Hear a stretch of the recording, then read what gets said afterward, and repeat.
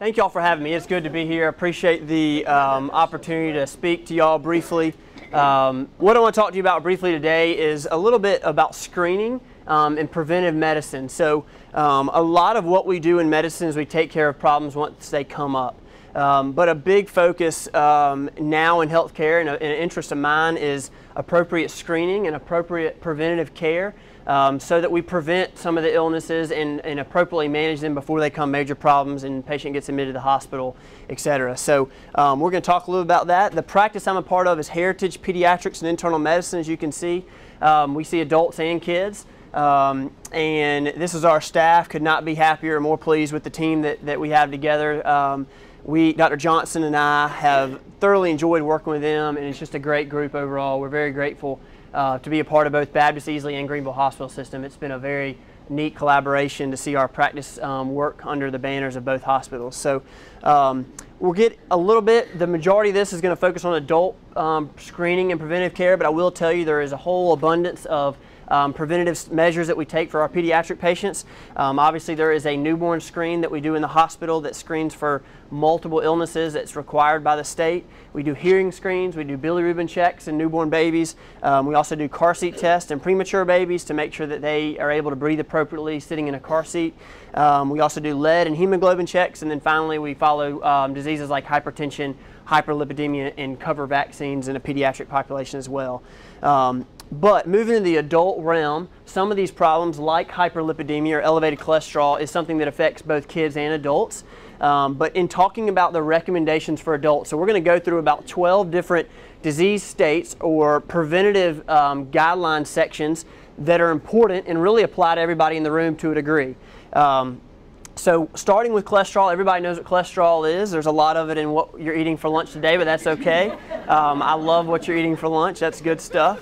But as you know, so cholesterol essentially, if you think about it, it's a fatty plaque that builds up in the walls of the arteries. And why is that important? It's because those arteries is what supplies oxygen both to the heart and to the brain.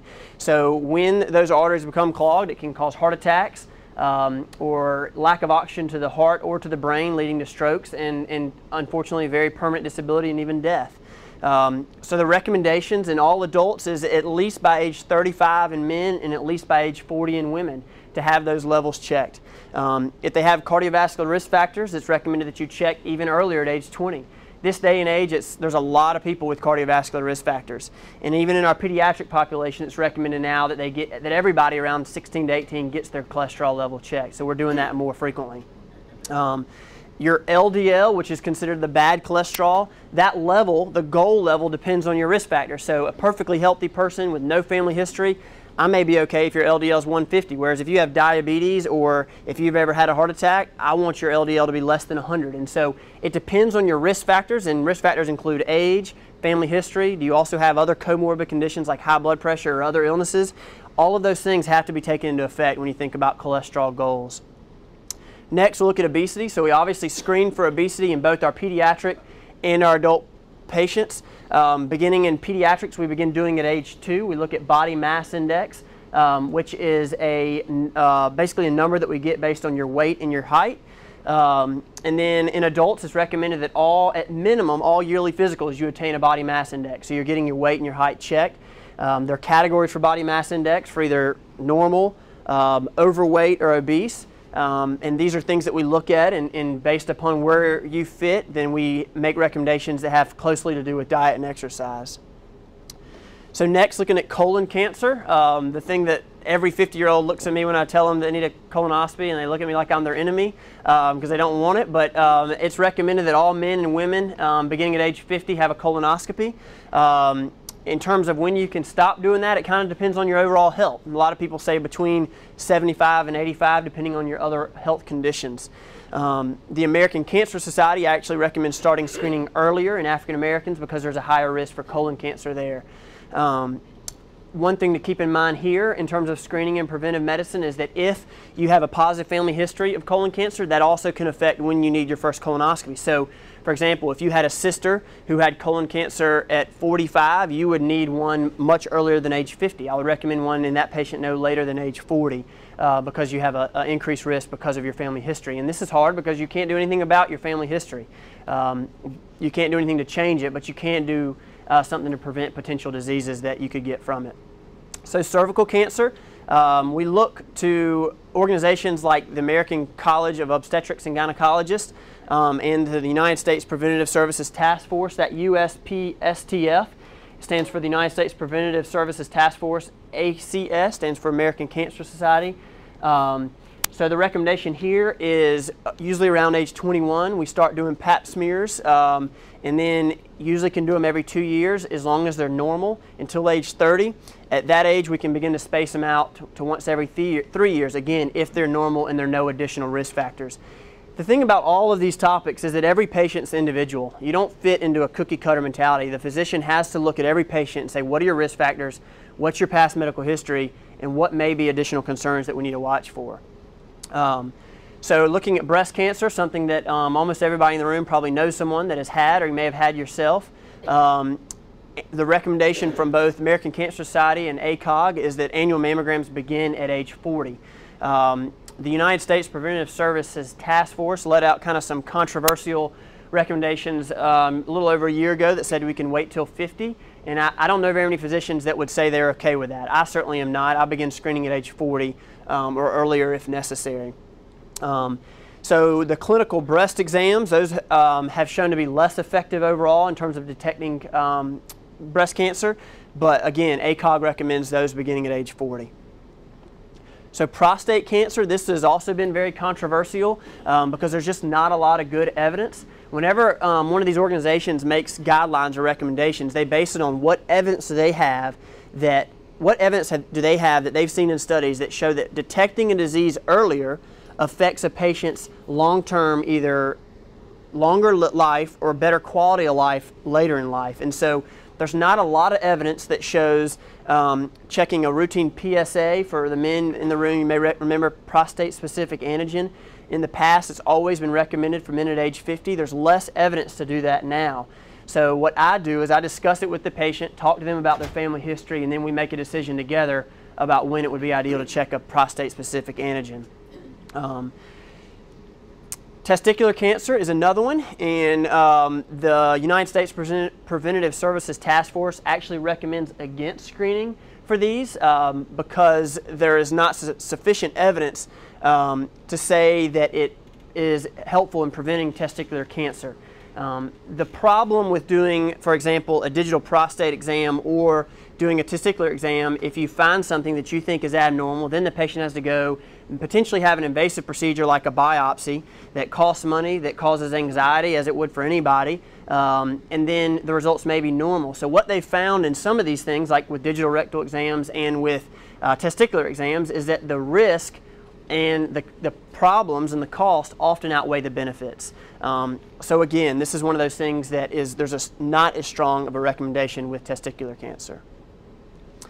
Moving on to osteoporosis, just about halfway through looking at these topics, and we're just kind of skimming over these. There's a tremendous amount of information out there on all of these, and of course when we're done, happy to answer any questions you have about it, but I just want to provide a brief overview. Osteoporosis is a big one because it affects so many women, some men, but far more common in women. So in all women, it's recommended to have a bone density or a DEXA scan beginning at age 65 or potentially earlier if you have a high risk. Why do we do these scans? Why do we worry about this? Because as you know, for patients with brittle bones or with osteoporosis, you worry about things like hip fracture. So a simple fall when you're getting up from a chair, when you're getting out of a car, or if you trip over a rug in your home, a simple fall at 45 may leave a bruise, but at age 65, if you have osteoporosis, may lead to a hip fracture, which would require significant surgery, significant recovery, and potentially could really affect your overall quality of life. So we do these bone density tests to see what the strength of your bones are. We get an idea of the number that we use, and we put you in a category of either what we call bone weakness or osteopenia or osteoporosis, which is a true disease state. There are a lot of factors that go into this, a lot of them that you can't change. So gender, obviously females at higher risk, your age, obviously increased risk with increasing age. If you've ever had a fracture as an adult, if you've ever used steroids for more than 3 months, being Caucasian is an increased risk for osteoporosis, low calcium intake, history of alcohol abuse, history of anticonvulsant therapy, or history of poor overall physical activity. And the greatest risk factor, surprisingly, is actually a weight less than 154 pounds. That's a big predictor of bone mineral density. So men are less at risk for this, but it's something worth considering, and especially if it's a man who's lost a significant amount of height. Those are the men that I will often send for a screening bone density scan. So a little bit more on osteoporosis, just in general. If you think of a 65-year-old white woman who has no other risk factors, she has an almost 10% risk that she'll have a hip fracture over the next 10 years. And so unfortunately, that risk is high enough that it leads to a lot of hip fractures, a lot of major surgeries, and a lot of effect on quality life. So that's why we do these. We look at, like I said, the DEXA scan. We often look at the bone density at the femoral neck, and we sometimes will do it as often as every 2 years. T-score, which is kind of the number that you want to know what your T-score is from your physician. If it's less than 2.5, it's considered to be osteoporosis. If it's between -1 and -2.5, it's considered to be osteopenia, which is like a precursor state for osteoporosis. And then, if indeed you are in the osteoporosis category, that's when we start talking about medications to help strengthen bone to help prevent this. So again, the reason we talk about this is preventative medicine. I don't want to wait until my patient has a hip fracture and say, oh, we should put you on some medicine to try to strengthen your bones. My goal is to do the screening test at the right age, maybe catch this disease state early, put you on a medicine that I would consider to be safe, follow the potential side effects, hopefully see a strengthening of your bones, and prevent hip fractures. So you see how preventative medicine and a screening test, while there may be some costs associated there, has the potential to really significantly improve quality of life and save a lot of money and time and energy and really headache down the road if you were to have a problem from osteoporosis. Abdominal aortic aneurysm is one that most people are less familiar with because it's just not as common, but it is recommended that all men over age 65 who have ever smoked, not our current smokers, but who have ever smoked, have an abdominal ultrasound to rule out abdominal aortic aneurysm.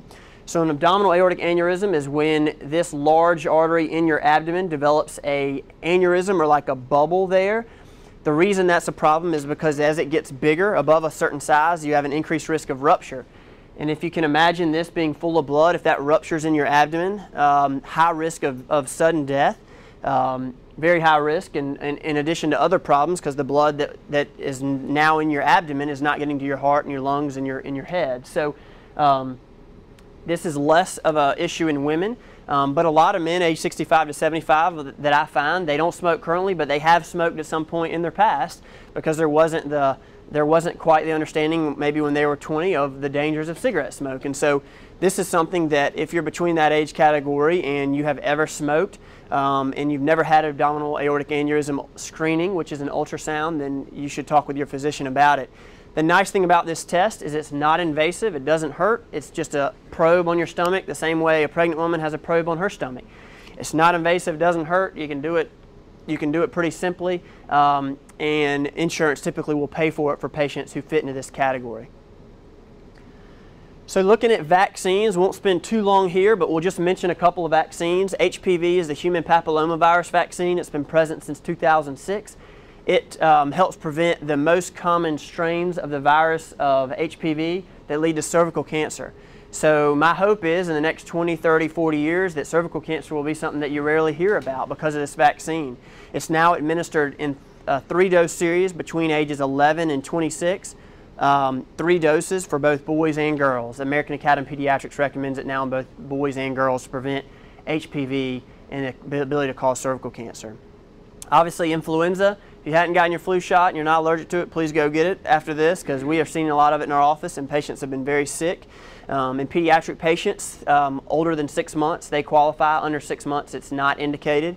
The first time children get vaccinated, they should have 2 doses, at least 4 weeks apart.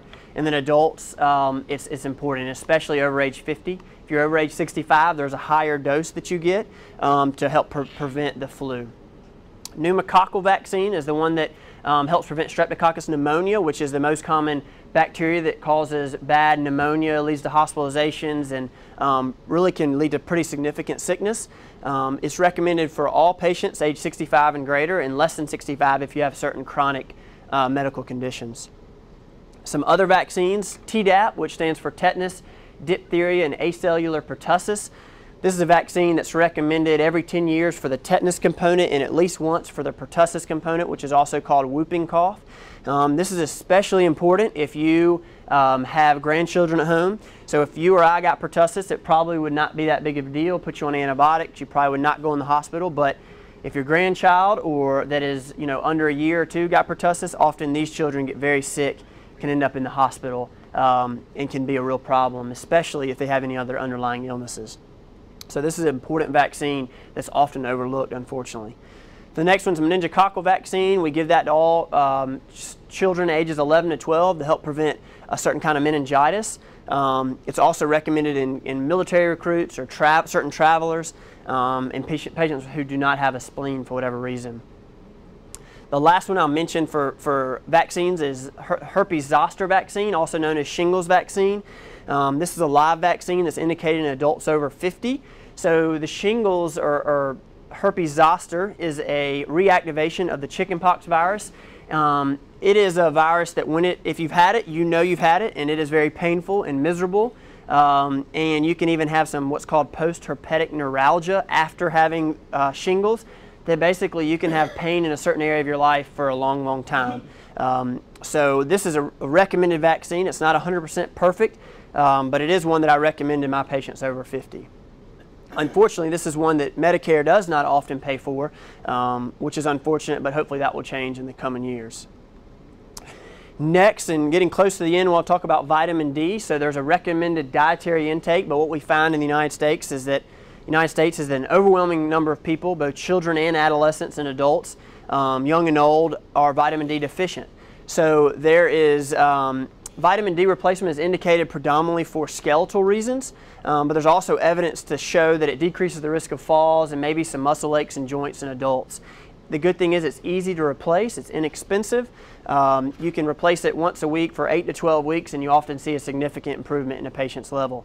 So if you've never had your vitamin D level checked, it's something that we often screen for, again, so that we can put you on a very safe, very inexpensive medication and potentially prevent significant skeletal weakness and or a fall in an older adult. Pre-travel. So this one picture is from a bathroom I think this one was in Mexico. So there obviously points out some needs to have pre-travel preventative medicine consultation with a physician prior to going on a trip. And this picture here is a meat market that my wife and I were at in Ghana, and you can't really appreciate in this picture, but there are hundreds of flies all over this meat, and they're chopping it, and then it sits there all day, and then they sell it in their meat market. But all that being said, if you are traveling outside the country, it's very important to speak with your physician about what it is that you're going to be exposed to and make sure you have the medicines you need. Still, the leading cause of death in a patient under 55 who travels is a motor vehicle crash. Greater than 55, the leading cause of death is cardiovascular related. So the same thing if you were here, but it points to the fact that it's really necessary to have your medical conditions under good control before you take a big trip. I'm not going to go into details here. This is something I really enjoy just because of my desire to, in the past, and to continue to do medical missions. It's a lot of fun to think through these issues and to talk about how to help keep people safe when they travel so they can enjoy doing whatever they're doing, whether they're sightseeing, visiting family, running a medical clinic, or doing medical missions or other kind of missions with their church or other organization. So dementia is one of the final ones I'll mention, and the most important thing here for screening is not a blood work test. It's not a big long test we send you to radiology department for. It's simply a detailed medical history and discussion with the family and their caregivers. So it's important to sit down with the patient, maybe their parents, maybe their caregivers, maybe their children, and talk about specific areas such as onset of any memory changes, progression, how has that changed from point A to point B, and what areas of their lives are being affected. And then the physician can do some in-office tests, just some physical exam tests to see at what level of dementia this patient may be at and to see if the medications can help. And so, again, this is an area where we screen for this. We have discussions with patients and their families so to prevent the events that can occur when a patient does have severe dementia. So looking at some of my references, these are listed here, having a lot to do with travel and prevention. And then, of course, the CDC has a tremendous amount of information here. The United States Preventive Services Task Force has great recommendations, as well as American Cancer Society and the American Academy of Pediatrics. So that's a brief overview, just kind of water ski over a lot of topics. Don't want to get into too many details, but I did want to provide some time to ask any questions about any of those things, or really anything else either that you may have questions about.